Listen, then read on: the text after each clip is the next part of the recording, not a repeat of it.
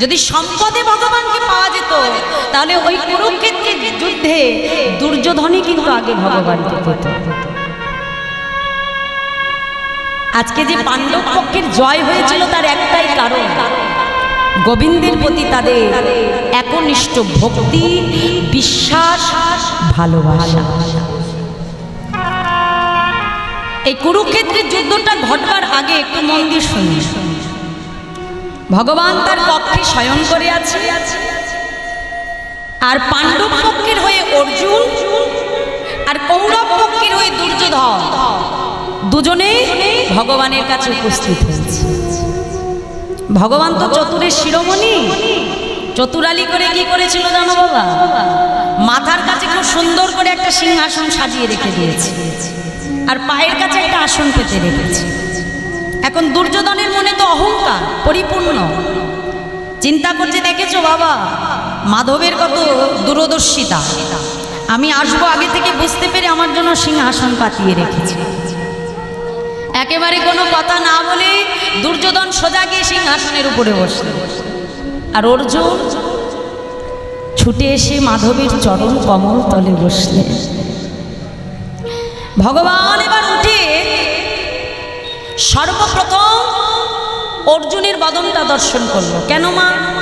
কারণ কোনো ব্যক্তি যদি শয়ন করে থাকে, মানে শুয়ে থাকে, তাহলে এই শয়নের অবস্থায় আমি উঠে গিয়ে সর্বপ্রথম কাকে দেখব? আমার সম্মুখে যে থাকবে, তাই তো মা? পায়ের দিকে যে থাকবে তাকেই তো আমরা আগে দেখতে পাবো, তাই তো? মাথার কাছে যে থাকে তাকে আগে দেখা যায় না, যে পায়ের কাছে থাকে তাকেই দেখা যায়। তো ভগবান উঠে গিয়ে আগে সর্বপ্রথম অর্জুনকে দেখলেন। তো অর্জুনকে দর্শন করবা মাত্র অর্জুনকে ডেকে বলছে, বলো অর্জুন তুমি আমার কাছে কি চাও? অর্জুন সঙ্গে সঙ্গে করজোরে বলছে, মাধব আমি আর তোমার কাছে কি চাইবো বলো প্রভু, তোমার কাছে চাইবার মতো আমার কোনো কিছু নাই দয়াময়, শুধু তোমার কাছে আমার একটাই নিবেদন, তোমার ওই চরণ কোমল তলে আমাকে তুমি ঠাঁই দিও প্রভু,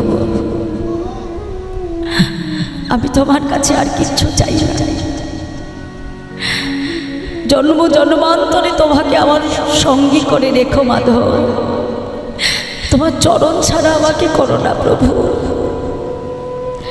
সঙ্গে সঙ্গে দুর্যোধনকে ডেকে বলল, দুর্যোধন তুমি কি চাও?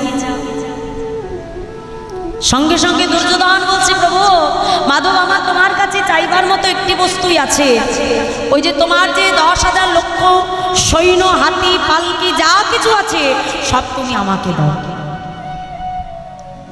এখন এই বরটা চেয়ে নিয়ে তার মনে ভারী আনন্দ হয়েছে, চিন্তা করছে ওই মাধবকে নিয়ে আমার কি হবে? মাধব তো কথাই দিয়েছে যে সে যুদ্ধে অস্ত্র ধরবে না, ভগবান কথা দিয়েছিল আমি অস্ত্র ধরবো না, তাহলে তাকে নিয়ে আমার কোনো কাজ নেই, ওর থেকে আমি হাতি ঘোড়া যা কিছু সৈন্য সামন্ত আছে এদেরকে নিলে আমার বেশি লাভ হবে। এই কথা মনে মনে চিন্তা করে হাসতে হাসতে দুর্যোধন ঘরে প্রবেশ করছে। এখন মামা শকুনি দুর্যোধনকে ডেকে বলছে, এই যে ভাগ্নে, তা তুমি তো ওই মাধবের কাছে গিয়েছিলে, তা মাধবের কাছ থেকে কি বর প্রার্থনা করেছো? বলছে আর বলো না, অর্জুনের মতো এমন বোকা মানুষ আমি পৃথিবীতে দেখিনি। বলছে কেন? না মাধব তাকে প্রথমে সুযোগ দিয়েছিল চাইবার জন্য, কিন্তু সে কি চাইলো জানো? ওই হাতি ঘোড়াকে বাদ দিয়ে সে মাধবকেই চেয়ে বসে থাকে। আরে মাধবকে নিয়ে কোনো কাজ আছে নাকি? যুদ্ধে কোনো অস্ত্রই ধরবে না, তাকে নিয়ে কেমন কাজ হবে? ওর থেকে আমি বড় বুদ্ধিমানের কাজ করেছি, ওই হাতি ঘোড়া যা কিছু ছিল সব আমি চেয়ে নিয়েছি। নেতাই গৌর হরে। শকুনি মনে মনে চিন্তা করছে, দুর্যোধন এইখানেই তুমি পরাজিত হয়েই বসে আছো। আরে বাবা, এ জগতে স্বয়ং ভগবান যার সঙ্গে থাকে, জগতের কোনো ক্ষমতা নাই বাবা তাকে পরাজিত করতে পারে। আরে জগতে ভগবান যদি কাউকে ত্যাগ করে দেয়, জগতের কোনো ক্ষমতা নাই, কোনো শক্তি নাই তাকে রক্ষা করতে পারে। জগতে একটি বস্তুই দ্বারা তাকে পাওয়া যায়, সেটা হলো ভক্তি বাবা। বিশুদ্ধ প্রেম ও ভক্তি দিয়ে যদি একবার তাকে ডাকার মতো ডাকা যায়, ভগবান জন্ম জন্মান্তরে সেই ভক্ত চরণের দাস হয়ে যায়। একদিন অর্জুন মাধবকে ডেকে বলছে, মাধব, এই জগতে তোমার কাছে যে ব্যক্তি যা কিছু চাই তুমি তাকে তাই দাও মাধব। ধন চাইলে ধন দাও, সম্পদ চাইলে তাই দাও, কিন্তু জগতে একটি বস্তু তুমি সহজে কাউকে দান করো না। কথাটা মন দিয়ে শুনে রাখো বাবা, সেটা হলো ভক্তি। কথাটা প্রকৃতই সত্য মা।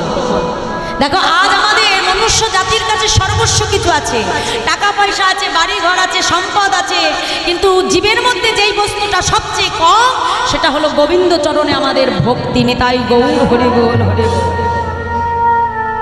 ভক্তিটা দিন দিন আমাদের বড় কমে যাচ্ছে গো বাবা। অর্জুন ভগবানকে প্রশ্ন করলো, মাধব, জগতে সর্বস্ব কিছু তুমি দান করো, কিন্তু মাধব বলতে পারো এই ভক্তিটা কেন তুমি কাউকে দান করো না? ভগবান তখন মৃদু হেসে বলছে, কেন জানো অর্জুন? কারণ এই জগতে জীব একমাত্র যে বস্তুটা দ্বারা আমাকে বাঁধতে পারে সেটা হলো ভক্তির রজ্জু। অর্জুন, একবার আমার কোনো জীব যদি দুফোঁটা নয়ন জল বরিশন করে নিজের দেহ মন প্রাণ আত্ম নিবেদন করে যদি ভক্তির রজ্জু দ্বারা একবার আমাকে আবদ্ধ করে নেয়, আমি জন্ম জন্মান্তরে সেই ভক্ত চরণে দাস হয়ে যাই। ভগবান নিজ মুখে বললেন, যে করে আমার আশ আমি তার করি সর্বনাশ, তথাপিও জেনা ছাড়ে আমার পাশ, অবশেষে আমি হই সেই ভক্তের দাসের কোনো দাস। নিতাই গৌর হরি বল হরি। তাই একমাত্র জগতে সরলতার ভক্তি দিয়ে ভগবানকে পাওয়া যায় বাবা। কপটতা ছলনার দ্বারা কখনো তাকে প্রাপ্তি করা যায় না।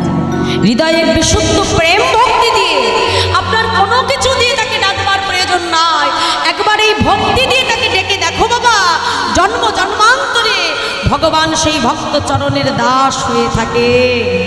তাই আজ বৈষ্ণব মহাজন তিনি পদাবলিতে কলম দিয়ে বলছে, দেখো দেখো, বেদ বিদ্যা দুহু কিছু নাহি জানো তো, বেদ বিদ্যা নিতাই গৌর হরি হরি কিছু নাহি জানো তো, সে যদি গৌরঙ্গ করে সে যদি গৌরাঙ্গ করে সে যদি গৌরঙ্গ করে সে যদি গৌরাঙ্গ করে ঠাকুর নয়নান দেতে ভনে সেই দশা বলে জানে।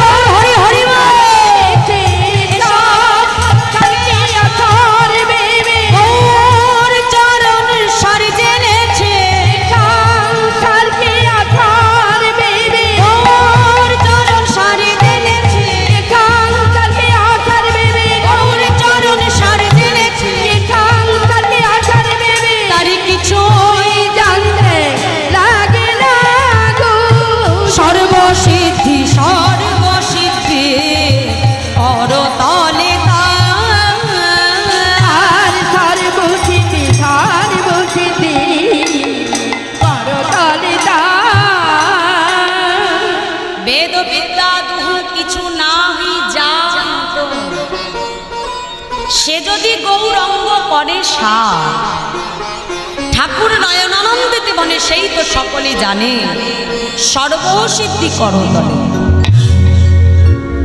তাহলে বলছে ভগবানকে পাওয়ার জন্য বেদ বিদ্যা লাগবে না, পাণ্ডিত্য লাগবে না, শুধু ভক্তি দিয়ে তাকে ডাকতে হবে। এই ভগবানকে ভালোবেসে কতজন কত ধনী পথের কাঙাল হয়ে গেল বাবা। সরগোস্বামীর এক গোস্বামী, যার নাম হলো রঘুনাথ দাস গোস্বামী, মস্ত বড় জমিদারের ঘরে সন্তান ছিলেন তিনি,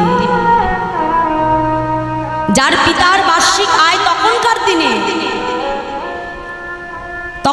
দিনে যার পিতার বার্ষিক আয় ছিল, মানে তিনি বছরে, মানে জমিদার ছিলেন তো মা, অর্থ যা ট্যাক্স পেতেন, ট্যাক্স এক কথা।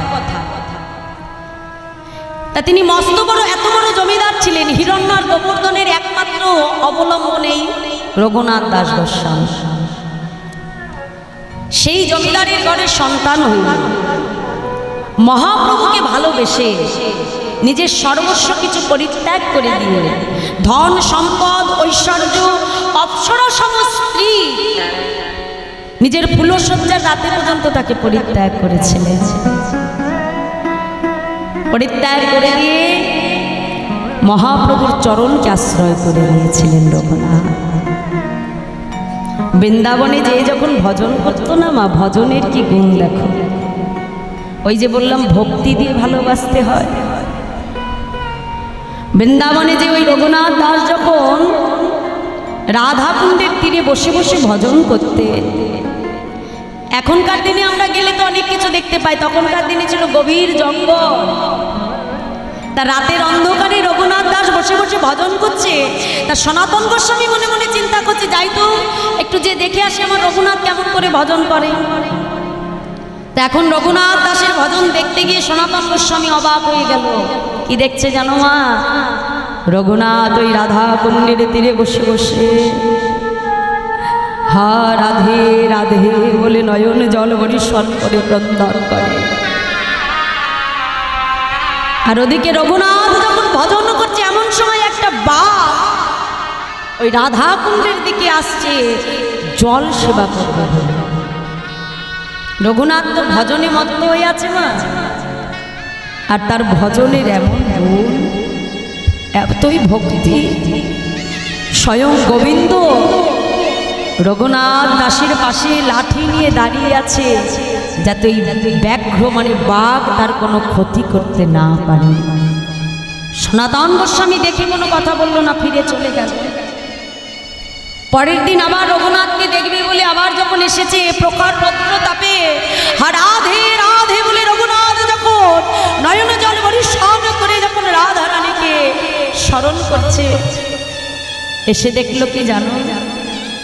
স্বয়ং রাধারানী নিজের উড়ানিটা সেই রঘুনাথের মস্তকের উপরে ধরে আছে। যেন প্রখর সেই রবির তাপ, অর্থাৎ সেই সূর্যের তাপে আমার রঘুনাথের যেন কোনো কষ্ট না হয়। ভজন কাকে বলে দেখো মা। সনাতন গোস্বামী থাকতে পারলো না, চিৎকার করে উঠল, রঘুনাথ রঘুনাথ, এই বৃন্দাবনে তুমি এসেছো রাধা গোবিন্দের ভজন করবে বলে, কিন্তু বৃন্দাবনে এসে তুমি কি করছো? যাদেরকে ভজন করবার জন্য তুমি এসেছো, ভজনটা তুমি তাদেরকে করছো নাকি তারা তোমার সেবা করছে? তুমি এসেছো রাধা গোবিন্দকে সেবা দেবে বলে, কিন্তু এখানে এসে তো রাধা গোবিন্দ স্বয়ং তোমাকে সেবা করছে। রঘুনাথ, এমন করো না। লোক দেখি আর রাধে রাধে বলে কেঁদে কোনো লাভ নাই। যাও কুঠির নির্মাণ করো, ওই কুঠির নির্মাণ করে তার মধ্যে তুমি ভজনা করো, নাহলে তোমার ভজনের কষ্ট দেখে আমার রাধারানী সইতে না পেরে নিজে এসে তোমার মস্তকে উড়ানিটা ধরে দাঁড়িয়ে আছে। ভক্তের ভক্তির কাছে ভগবান কেমন করে বাধা করে যায় মা।